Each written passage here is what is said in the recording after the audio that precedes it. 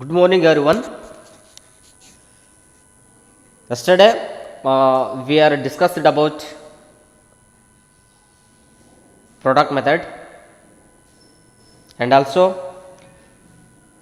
solve one problem for 6 months. Today also, I am going to solve one more problem on product method.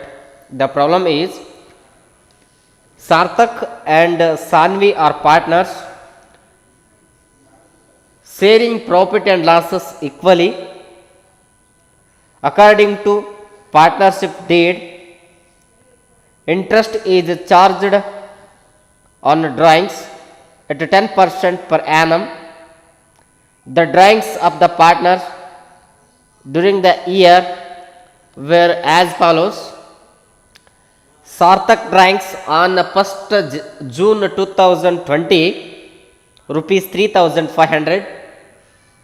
The next drawings on 1st August 2020 rupees 4000. The next drawings and last drawings on 1st December 2020 rupees 3800. Calculate interest on drawings of Sarthak under product method. Okay, this is the problem.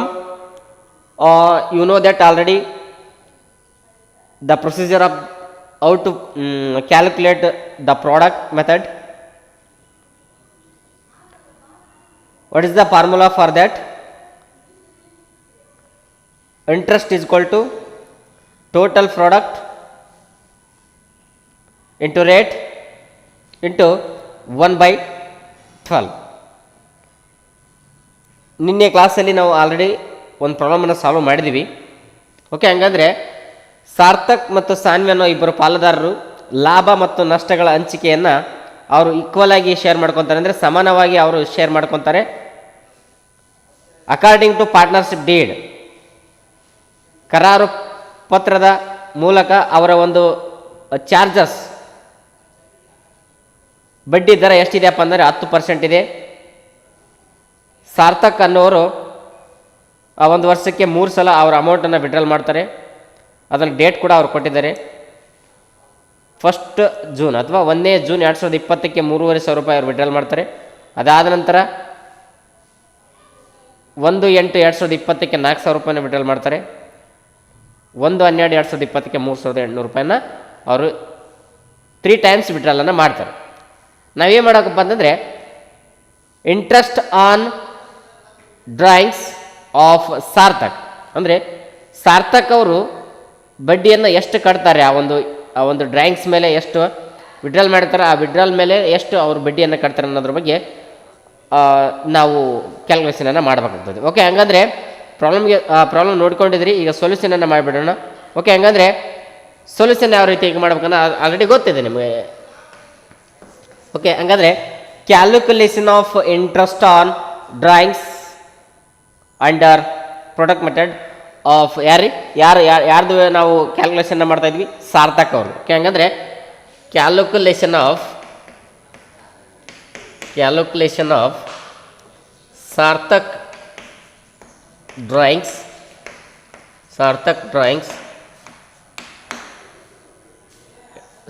Sarthak interest on drawings, Sarthak interest on drawings under product method. This is the headline. Okay, ಈ ಹೆಡ್ಲೈನನ್ನು compulsory ಹಾಕ್ಬೇಕಾಗ್ತೈತಿ. Okay, ಈ ಹೆಡ್ಲೈನ್ಗೆ ಕೂಡ 1 marks ಇರುತ್ತೆ.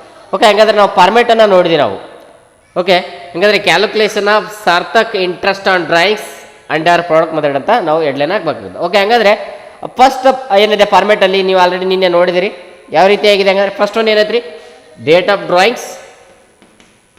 Drawings. ತದನಂತರ second column amount of drawings. The next outstanding period ಅಥವಾ outstanding months. The next product. Okay, product. ಯಾಕಂದರೆ product is equal to ಏನೈತೆ ರೀ ಅಮೌಂಟ್ ಆಫ್ ಡ್ರಾಯಿಂಗ್ಸ್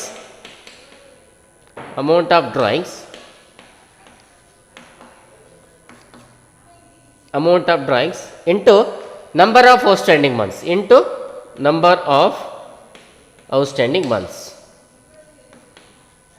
ಅಥವಾ amount of drawings into number of outstanding months ಅಥವಾ number of outstanding months into amount of drawings. ಈ ರೀತಿಯಾಗಿ ಮಾಡ್ಬೋದು, ಹೆಂಗೆ ಬೇಕಾದರೂ ಮಾಡ್ಕೊಳ್ಳಿ. ಓಕೆ, ನಮಗೆ ಆಲ್ಮೋಸ್ಟ್ 50% ಅವರೇ ಪ್ರಾಬ್ಲಮನ್ನು ಕೊಟ್ಟುಬಿಟ್ಟಿದ್ದಾರೆ. ಆ ಪ್ರಾಬ್ಲಮಲ್ಲಿ ಸೊಲ್ಯೂಷನನ್ನು ಕೊಟ್ಬಿಟ್ಟಿದ್ದಾರೆ. ನಾವು ಬೇಕಾಗಿರೋದು ಇನ್ನೂ 50%. ಆ 50% ಯಾವುದಪ್ಪ ಅಂದರೆ ನಂಬರ್ ಆಫ್ ಔಟ್ಸ್ಟ್ಯಾಂಡಿಂಗ್ ಮಂತ್ಸನ್ನು ನಾವು ಪಾಯಿಂಟ್ ಔಟ್ ಮಾಡಬೇಕಾಗ್ತದೆ. ಓಕೆ, ಹಂಗಾದ್ರೆ ಡೇಟ್ ಆಫ್ ಡ್ರಾಯಿಂಗ್ಸ್ ಅವರು ಯಾವಾಗ ಫಸ್ಟ್ ಟೈಮ್ ವಿಡ್ರಾಲ್ ಮಾಡಿದ್ದಾರೆ ನೋಡಿ, ಇಲ್ಲಿ ಕೊಟ್ಟಿದ್ದಾರೆ. Sarthak drawings on 1st June 2020 rupees 3,500. Okay, ಹಂಗಾದ್ರೆ ಡೇಟ್ ಆಫ್ ಡ್ರಾಯಿಂಗ್ಸ್ ಯಾವಾಗಿದೆ? 1/6/2020 ರೀ. ಓಕೆನಾ? ಹಂಗಾದ್ರೆ 1/6/2020.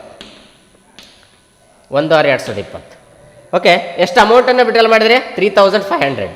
ಓಕೆ, ಹಂಗಾದ್ರೆ ಔಟ್ಸ್ಟ್ಯಾಂಡಿಂಗ್ ಮಂತ್ಸನ್ನು ಕಂಡುಹಿಡ್ಬೇಕು ನಾವು. ಓಕೆ, ಹಂಗಾದ್ರೆ 1/6/2020 ಇದೆಯಪ್ಪ ಅಂತಂದರೆ ಈ ಒಂದು ಅಕಾಡೆಮಿಕ್ ಇಯರ್ ಅಥವಾ ಫೈನಾನ್ಷಿಯಲ್ ಇಯರ್ ಅಥವಾ ಎಕನಾಮಿಕ್ ಇಯರ್, ಆರ್ಥಿಕ ವರ್ಷ ಅಥವಾ ಹಣಕಾಸಿನ ವರ್ಷ ಯಾವಾಗ ಆಗುತ್ತೆ ಅನ್ನೋದ್ರ ಬಗ್ಗೆ ತಿಳ್ಕೊಬೇಕಾಗ್ತದೆ. ಅಂದರೆ ಇಲ್ಲಿ ಜೂನ್ ಕೊಟ್ಟಿದ್ದಾರೆ, June of 2020 ಕೊಟ್ಟಿದ್ದಾರಪ್ಪ ಅಂತಂದರೆ ಯಾವಾಗಿಂದ ಸ್ಟಾರ್ಟ್ ಆಗ್ತೈತಿ ಆ ಒಂದು ಫೈನಾನ್ಷಿಯಲ್ ಇಯರ್ ಅನ್ನೋದ್ರ ಬಗ್ಗೆ ಫಸ್ಟ್ ನೋಡ್ಕೋಬೇಕು. ಅಂದರೆ ಎಲ್ಲಿ ಆಗ್ತೈತಪ್ಪ ಅಂತಂದರೆ ಇದು 1/4/2020 31/3/2020 ಈ ಒಂದು ಫೈನಾನ್ಷಿಯಲ್ ಇಯರ್ ಇರ್ತೈತಿ.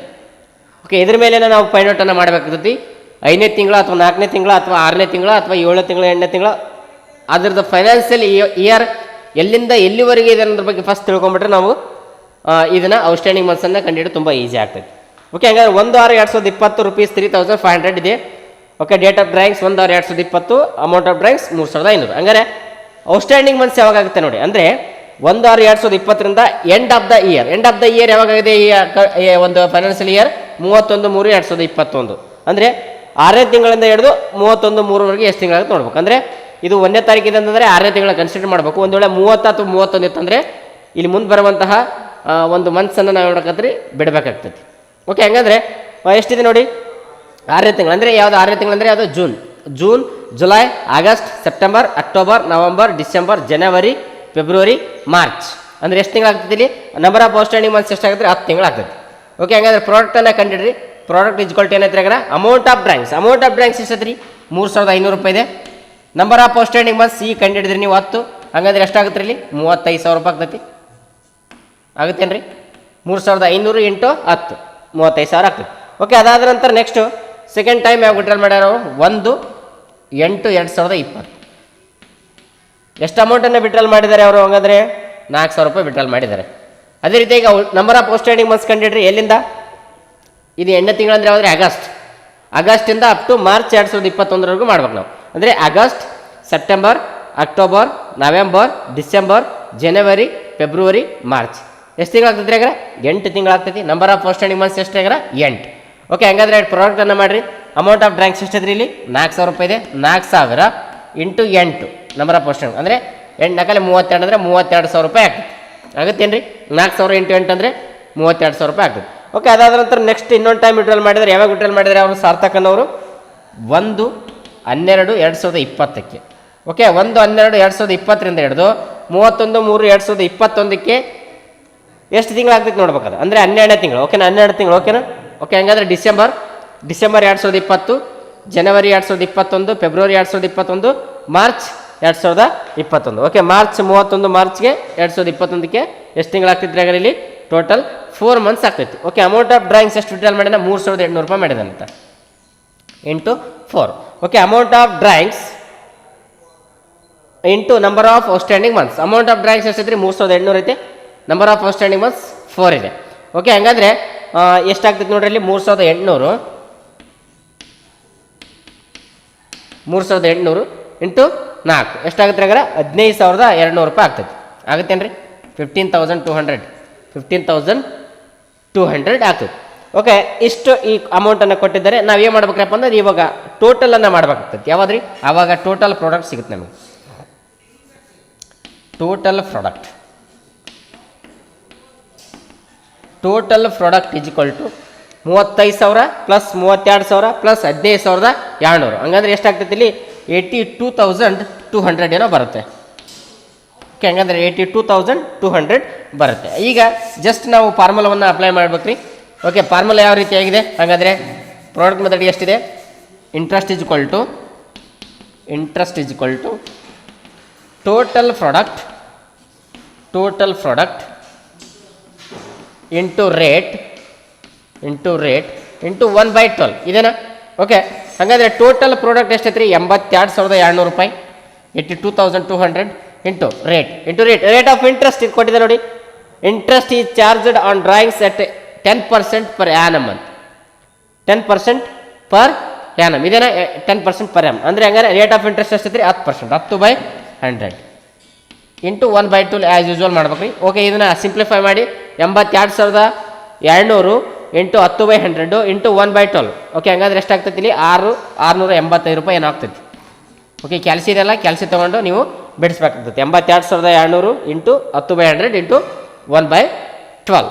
ಓಕೆ, ಹಂಗಂದ್ರೆ interest on drawings will be rupees ಎಷ್ಟಾಗ್ತೈತಿ ರೀ? 685 ರೂಪಾಯಿ ಆಗ್ತೈತಿ.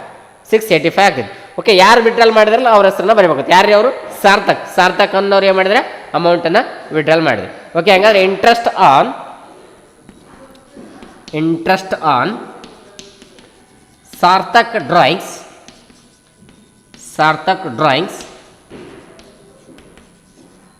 ವಿಲ್ ಬಿ ರುಪೀಸ್ ಎಷ್ಟು ರೀ? 685 ರೂಪಾಯಿ. 685. ಓಕೆ, ಇಷ್ಟು ಬಿಡಿಸ್ಬಿಟ್ರೆ ನಿಮಗೆ ಎಷ್ಟು ಮಾರ್ಕ್ಸ್ ಸಿಗುತ್ತದೆ ರೀ? 6 ಮಾರ್ಕ್ಸ್ ಸಿಗುತ್ತೆ. ತುಂಬ ಈಸಿ ಇದೆ. ನೀವು ಜಸ್ಟ್ ನಂಬರ್ ಆಫ್ ಔಟ್ಸ್ಟ್ಯಾಂಡಿಂಗ್ ಮಾರ್ಕ್ಸನ್ನು ಫೈಂಡ್ ಔಟ್ ಮಾಡೋದು ತಿಳ್ಕೊಂಬಿಟ್ರೆ ಈ ಒಂದು ಪ್ರಾಡಕ್ಟ್ ಮಾತ್ರ ತುಂಬ ಈಸಿಯಾಗಿ ಆಗುತ್ತೆ ನಿಮಗೆ. ಓಕೆನಾ? ಇಷ್ಟು ನೋಡ್ಕೊಳ್ರಿ. ಮತ್ತೆ ನಾಳೆ ಕ್ಲಾಸಲ್ಲಿ ಮತ್ತೊಂದು ಪ್ರಾಬ್ಲಮ್ನ ನಾನು ಸಾಲ್ವ್ ಮಾಡಿದ್ದೀನಿ. ಒಂದು ಸ್ವಲ್ಪ ಡಿಫ್ರೆಂಟ್ ಇರೋದನ್ನು ನೋಡೋಣ ನಾವು. ಓಕೆನಾ? ಇಷ್ಟು ನೋಡ್ಕೊಳ್ರಿ, ಮತ್ತೆ ಸಿಗೋಣ. ಓಕೆನಾ? Thank you so much.